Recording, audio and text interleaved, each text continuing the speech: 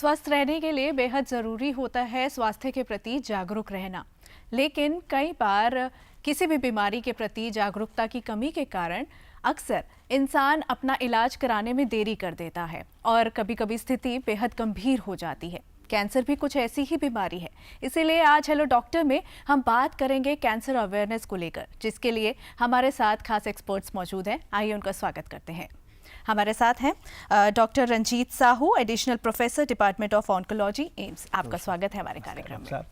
और ऑनलाइन माध्यम से हमारे साथ जुड़ रहे हैं doctor Anil Thakwani, director and consultant clinical oncology, Sharda अस्पताल, ग्रेटर नोएडा से। डॉक्टर साहब, good morning. Good morning and नमस्कार। नमस्कार। और यदि आप कैंसर विषय पर कोई सवाल करना चाहें डॉक्टर से, तो हमारा स्टूडियो का नंबर नोट करें, 011 दिल्ली का STD कोड, और नंबर है 23097532। दैट्स 01123097532। डॉक्टर रंजीत, आपसे शुरू करते हैं। जब बात कैंसर अवेयरनेस की आती है, कौन सी ऐसी 2-3 बातें हैं जो सभी को ज़रूर पता होनी चाहिए? देखिए, कैंसर एक बहुत घातक बीमारी हो सकती है। It's a life consuming disease. इसके बारे में सबको ज्ञान होना चाहिए। कैंसर कई तरीक़ों से आता है। जैसे हम लोग बोलते हैं ट्यूमर, तो शरीर में किसी विभाग में अगर किसी भी पार्ट में अगर हम लोगों को ट्यूमर होता है, we should consult a doctor. कुछ और कैंसर्स होते हैं जैसे ब्लड कैंसर्स, उसमें जैसे थकान है, खून की कमी है, कभी कभी ब्लीडिंग है, कभी ब्लीडिंग स्पॉट्स हैं, जैसे अभी डेंगू वगैरह चल रहा है, जैसे प्लेटलेट की कमी वगैरह होता है। I mean keeping close to a doctor is very essential. हमेशा छोटी मोटी परेशानियों में भी डॉक्टर का परामर्श करना बहुत ज़रूरी है। उससे कैंसर का निवारण हो सकता है पूरे तरीके से।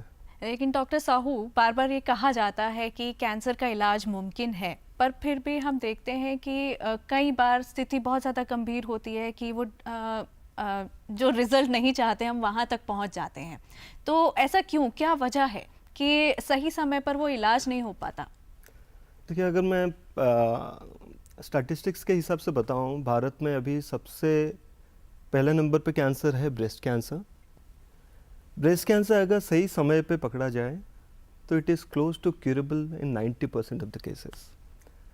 अपना जो अगर फीमेल कैंसर्स की बात करें तो दूसरा नंबर पे आता है सर्वाइकल कैंसर। सर्वाइकल कैंसर भी ऐसे ही है। आई मीन वो जल्दी पता भी चल जाती है और उसका भी क्योर रेट करीब 90% है अगर हम लोगों ने सही समय पे उसका इलाज करवाया। तो ऐसे बहुत सारे कैंसर्स हैं। बहुत सारे हम लोगों के रोल मॉडल्स भी हैं, जैसे युवराज सिंह जी रहे। आई मीन ऐसे बहुत सारे कैंसर्स हैं जो दवाइयों से और सर्जरी से पूरे तरीके से शरीर से ख़त्म हो सकती है and they can lead near normal, एक नॉर्मल इंसान के जैसे वो लोग जी भी सकते हैं। जी, यानी कैंसर की लड़ाई में अर्ली डिटेक्शन बहुत ज़रूरी है और बिल्कुल क्योर भी किया जा सकता है। डॉक्टर अनिल, आपसे जानना चाहेंगे कि आम जनता कैंसर को कैसे समझे? क्या इसमें जो हमारे मानव शरीर में जीन्स हैं उसमें कोई परिवर्तन आता है?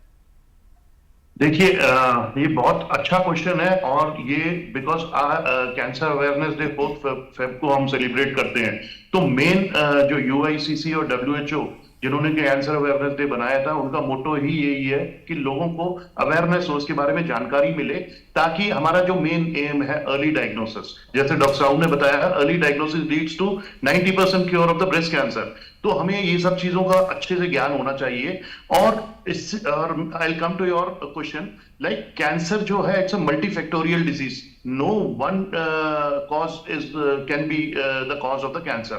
So basically, right from the gene से लेके lifestyle, eating habit, exercise वगैरह का रोल बहुत है। जो आप खा रहे हैं, क्या खा रहे हैं, और इसके अलावा जैसे कि स्मोकिंग हो गया, अल्कोहल हो गया, ये बहुत सारी चीजें हैं जो कि मल्टीपल कैंसर, मतलब कि इनडायरेक्टली और डायरेक्टली ये ही कैजुएटिव एजेंट्स होते हैं कैंसर के। अलग अलग कैंसर के अलग अलग कॉज होते हैं, तो ये इस तरह से बेसिकली रहता है। तो डॉक्टर अनिल, जैसे मानव शरीर में सेल बनते भी हैं, बिगड़ते भी हैं, जो अगर कैंसर हो जाए तो असर क्या पड़ता है सेल पर?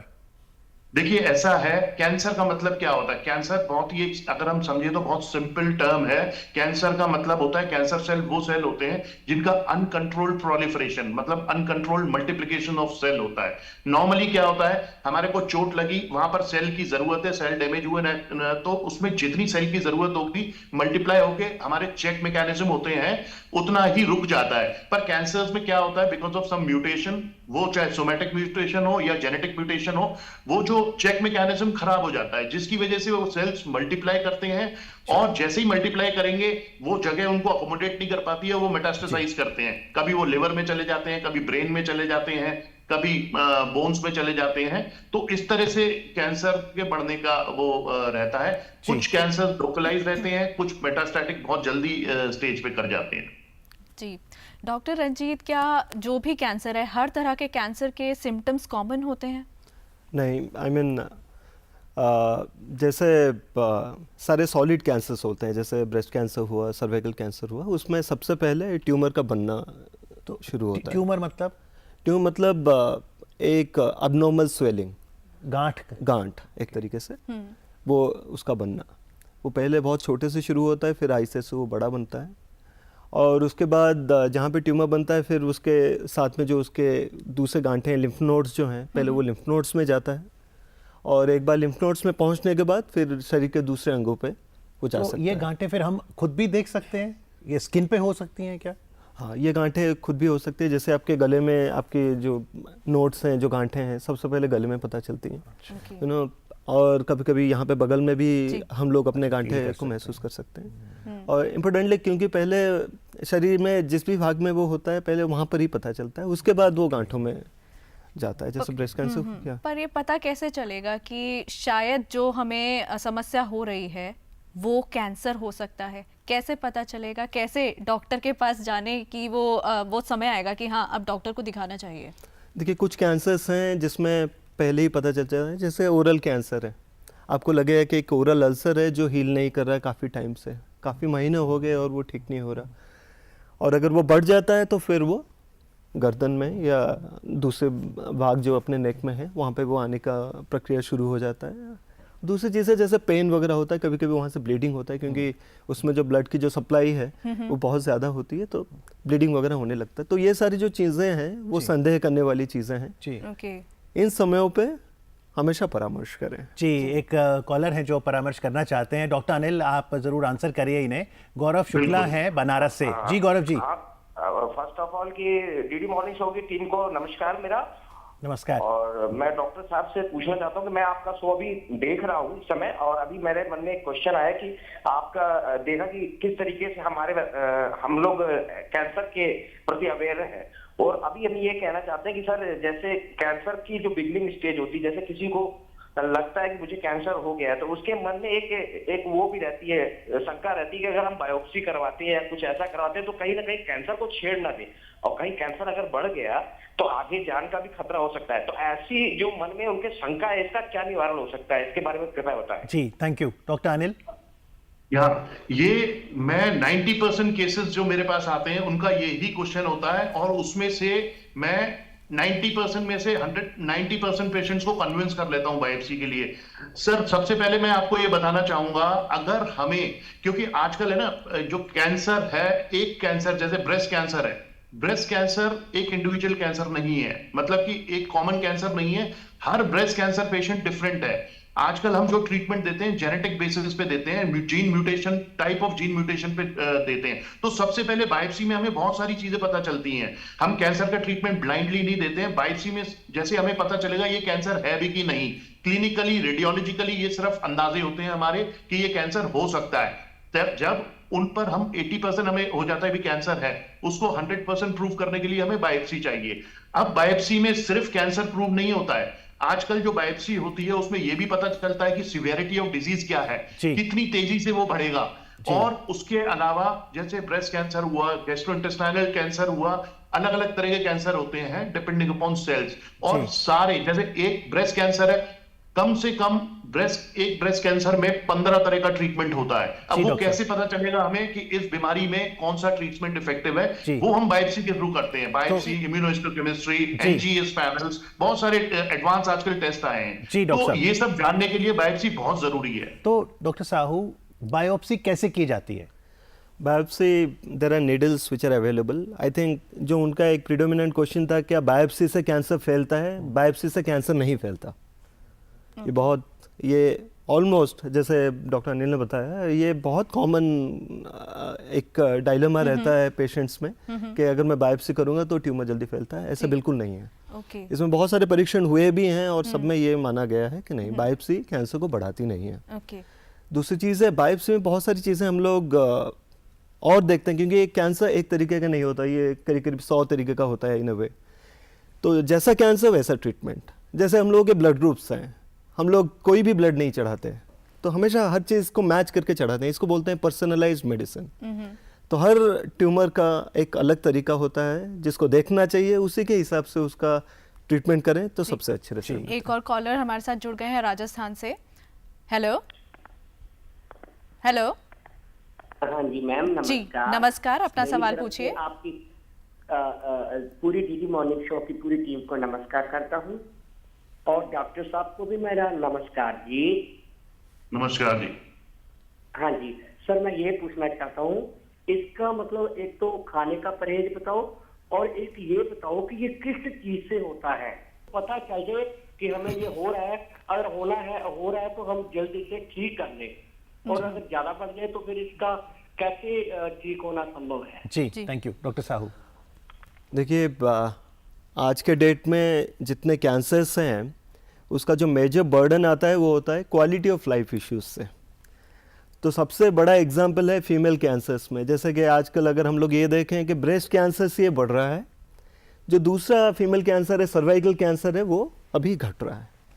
तो ये डिपेंड करता है कि हम लोग कैसे अपने ज़िंदगी को जी रहे हैं। जैसे आजकल जो डेट ऑफ मैरिज है, जो ईयर ऑफ मैरिज है हम लोगों का, वो आहिस्ता आहिस्ता बढ़ रहा है, और जो प्रेगनेंसीज हैं वो ज़्यादातर हॉस्पिटल में कंडक्ट हो रहे हैं। तो जो फीमेल हाइजीन है वो आजकल ज़्यादा अच्छे से रह रहा है, और वैक्सीन के भी यूजेस होने शुरू हो गए हैं, इसलिए सर्वाइकल कैंसर कम है। इसीलिए सर्वाइकल कैंसर कम है। जैसे ब्रेस्ट कैंसर में ये ज़्यादा मैटर करता है कि कौन से एज में इनकी शादी हुई, किस एज में उनको बच्चा हुआ, कितने टाइम इन लोगों ने ब्रेस्ट फेड किया, ये सारी चीज़ें प्रोटेक्ट करते हैं ब्रेस्ट कैंसर से।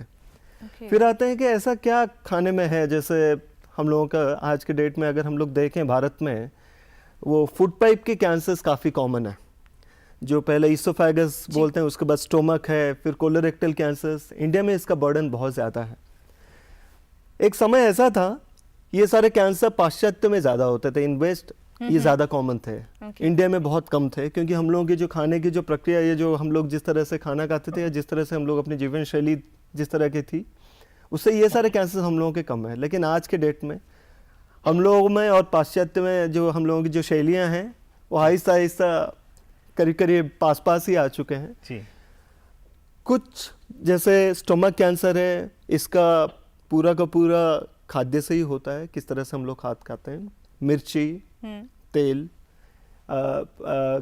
इन some parts of our country जब वो चाय लेते हैं वो बहुत गर्म, बहुत इट इज़ वेरी हॉट, तो उससे इंजरीज होती हैं। और ख़राब तरीके के खाद्य से मोटापा है, मोटापा से ये कैंसर है, क्योंकि मोटापा में ये खाने की थैली के जो कैंसर है वो बार बार वो रिफ्लेक्स और ये सारी चीज़ें होती हैं, तो जो म्यूकोसा है वो इंजर होता रहता है विद टाइम।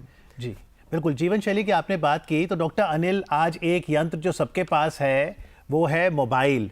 तो क्योंकि मोबाइल भी एक एनर्जी फ्रीक्वेंसी एमिट करता है, तो मिथ या रियलिटी कि मोबाइल के एक्सेसिव यूसेज से भी कैंसर हो सकता है? बिल्कुल बड़ा बर्निंग सा टॉपिक है, और ज्यादातर लोग मेरे पास जो आते हैं उनका ये ही इशू रहता है।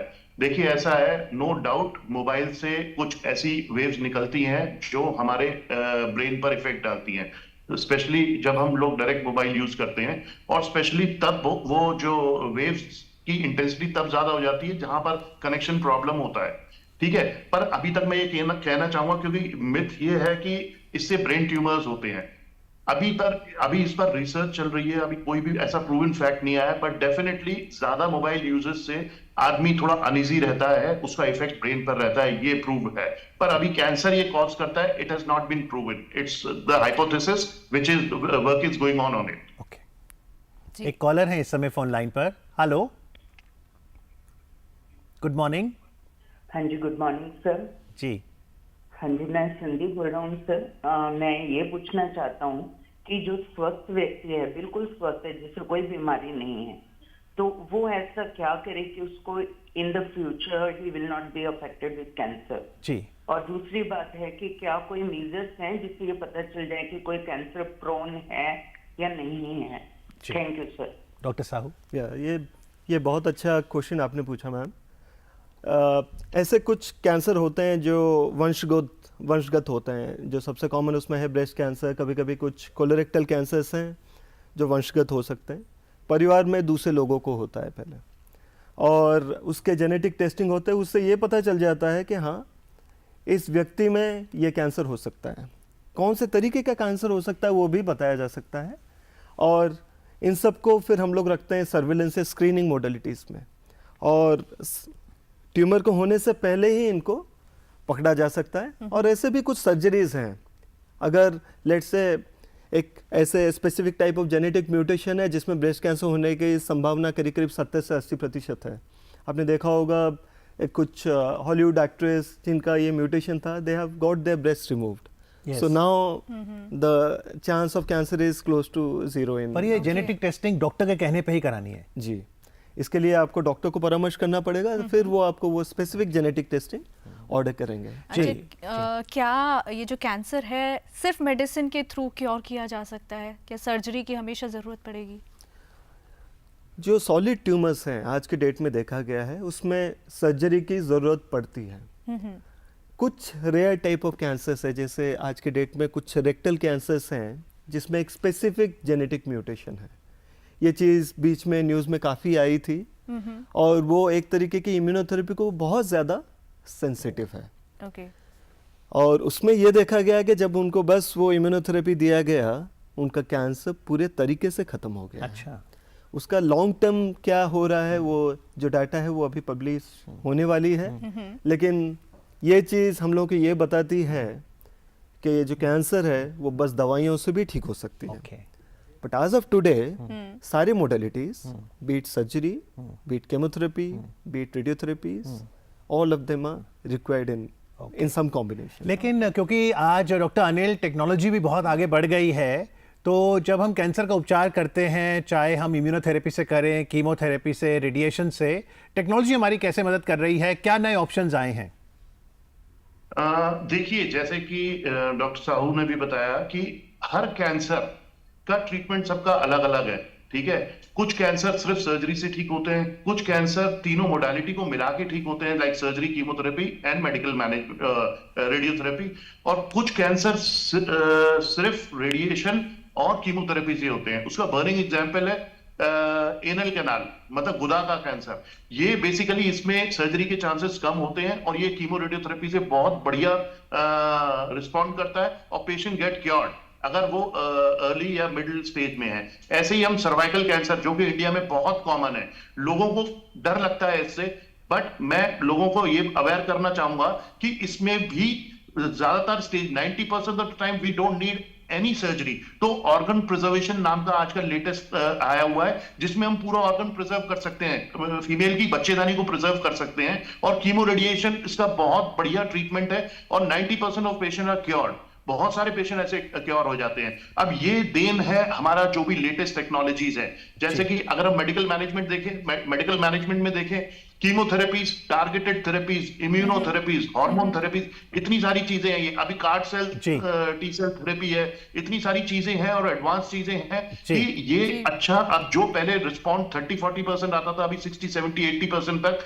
कीमो इन मेडिकल मैनेजमेंट का रिस्पॉन्ड आता है। इसके अलावा अगर हम रेडिएशन फील्ड में देखे जाए, शुरू में हम कोबाल्ट एक मशीन होती थी पुराने जमाने की, उससे ट्रीट करते थे, और उसके बहुत साइड इफेक्ट रहते थे, क्योंकि वो रेडियो एक्टिव आइसोटोप था, तो उससे एक्सीडेंट्स के भी चांसेस होते थे, और हम उसको लोकलाइज ट्रीटमेंट नहीं दे सकते थे। पर अभी हम अगर देखेंगे, we have jumped up to the linear accelerators, HDR brachytherapy, इसके अलावा प्रोटॉन्स, तो इतनी सारी चीजें हैं जो बहुत लंबी सूची है, और ये पूरी सूची सुन के एक राहत महसूस होती है कि मेडिकल एडवांसमेंट्स में इतनी तरक्की हुई है कि भगवान न करे अगर कैंसर हो जाए तो उसका उपचार किया जा सकता है। लेकिन जैसा आज डॉक्टर ने जागृत किया कि कैंसर प्रिवेंटेबल भी है, तो जो टिप्स डॉक्टर अनिल ने, डॉक्टर रंजीत साहू ने दी है, उसका हम पालन करेंगे। आज कार्यक्रम में आके जानकारी देने के लिए आप दोनों डॉक्टर्स का बहुत बहुत आभार। Thank you very much. Thank you.